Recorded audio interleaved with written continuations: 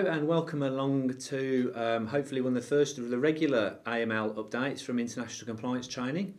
My name is Dave Robson and I'm Head of Research and Development here at ICT, and with me today is Pekka there. Hello. Pekka, would you just quickly introduce yourself for those who don't know you? Hi, I'm Pekka, Director of AML Financial Crime Prevention at ICT.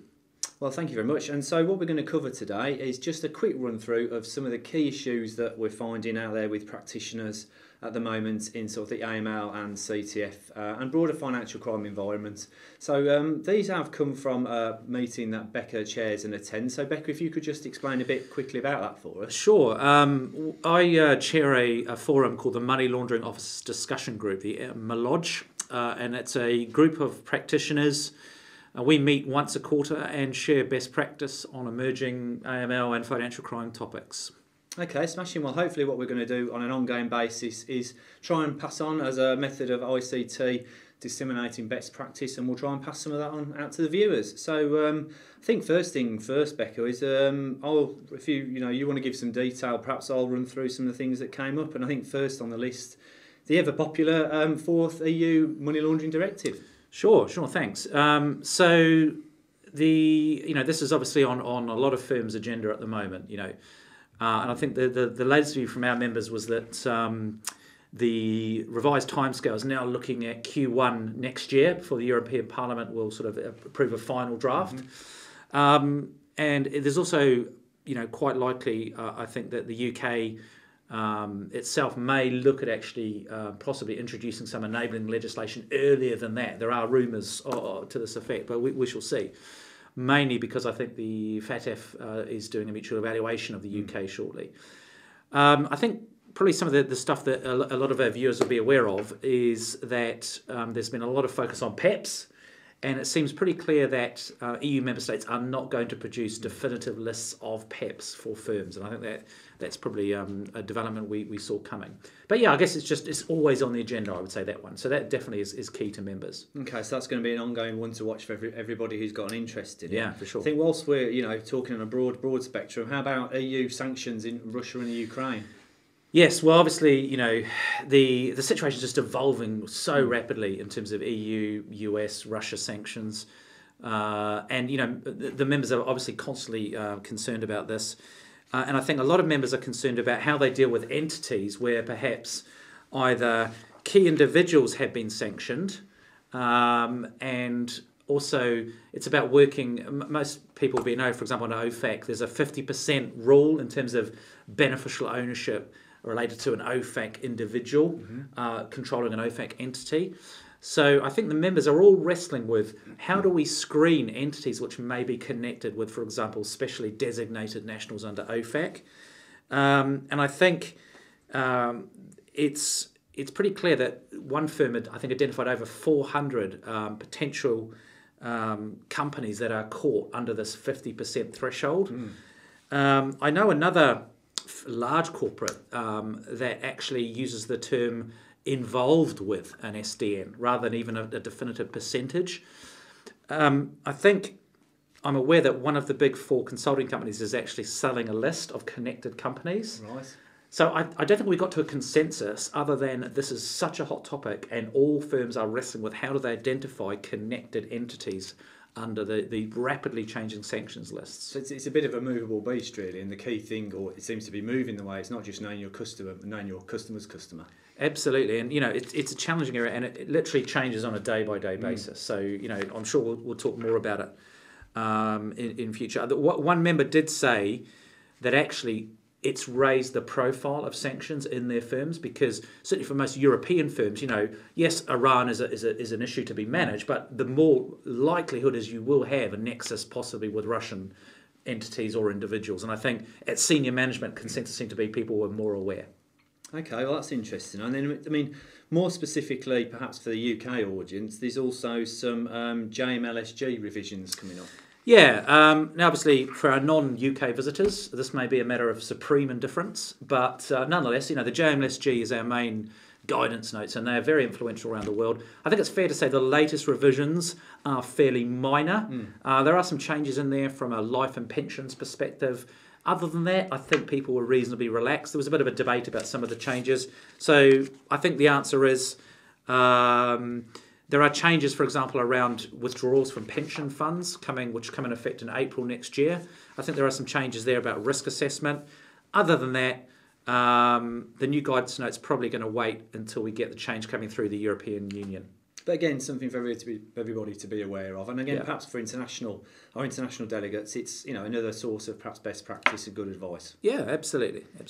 Okay, so moving on then, the next piece is Reliance. So I think really we're talking about if you're controlling your money laundering risk, for example, how much can you rely on what other people have collected? Is that right? Yeah, and this has been a perennial subject in this forum. We know we're allowed to rely on other regulated firms to introduce businesses, and in the UK we use what are called CVIs. It's basically introduction certificates. The problem is that the UK regulator has been, I guess, pushing firms to check what they're given in terms of maybe spot auditing. And I think the answer is that most firms are taking a risk-based approach. Some firms are sampling on a random sample basis of IFAs, independent financial advisors' business. Others are using trigger events. For example, if they become aware that an introducer has become the subject of a regulatory enforcement notice or there's some bad press about them, that may then trigger a review.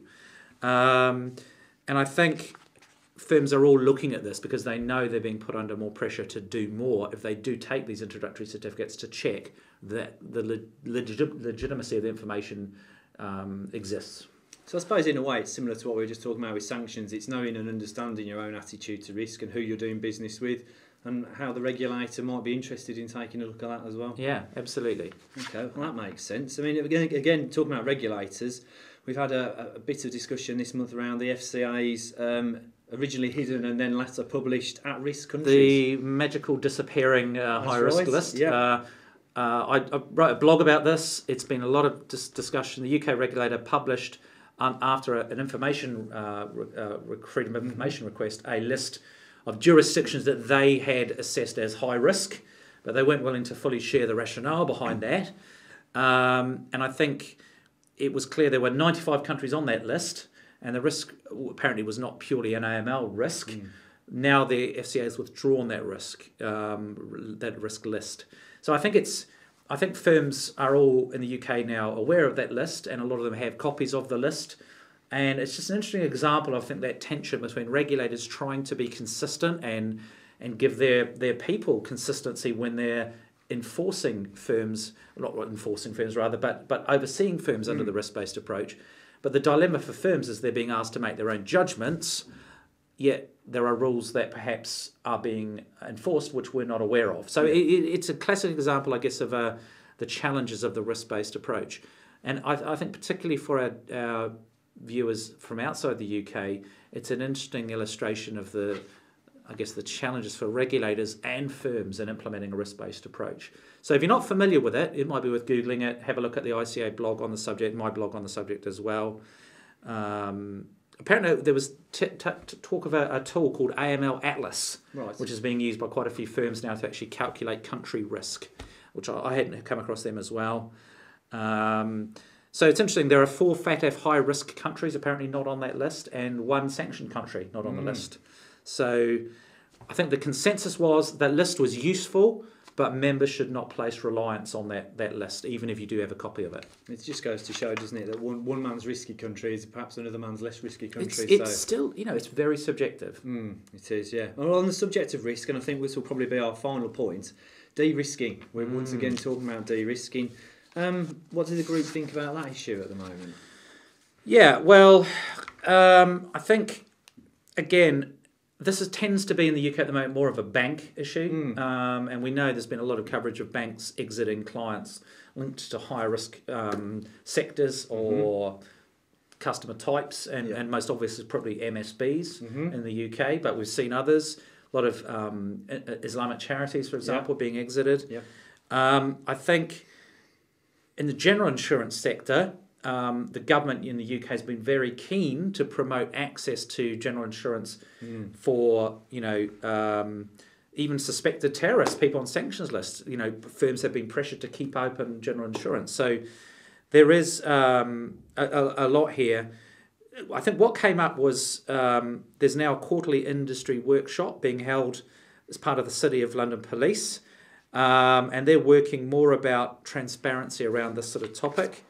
And the UK government is working on something called the Safer Corridor, which is all about promoting almost a kite marking of sort of approved payment providers, MSBs, maybe moving money back to places like Somalia and Afghanistan, to try and give both, I guess, banks and customers some comfort that, you know, these operators have got, at least you can take a degree of comfort that they are legitimate and lower risk. All I would say, de-risking continues to be a very, very hot topic, but it's mainly banking centred at the moment. It's an interesting dynamic as well, isn't it? Because on the one hand, you've got the financial inclusion side, and we want to protect the system. The more people you can be involved and monitor, the better. Yeah. And on the one hand, by paying very close attention to excluding people from that system, you've got the potential concern that they're driven out to using other potentially more nefarious or less. And you know, as has been pointed out, financial services firms are not charities. So it is a tension for them. You know, on one hand, they're being asked to be socially inclusive. On the other hand, their risk profile and enhanced due diligence requirements are imposing ever more onerous burdens on them. So it's a difficult balancing act, for not just for firms, but for governments as a whole. Yeah, and for the individuals involved, of course, who want access to financial services. For sure. Okay, well, I think we'll draw it to a close there, but thank you very much, Pekka. It's really interesting, and hopefully that's been good value for the viewers as well. Some of the more practical considerations and hot topics in the AML and financial crime arena at the moment. So hopefully see you again next quarter. Thanks, Dave. Thank you. Goodbye. Cheers, goodbye.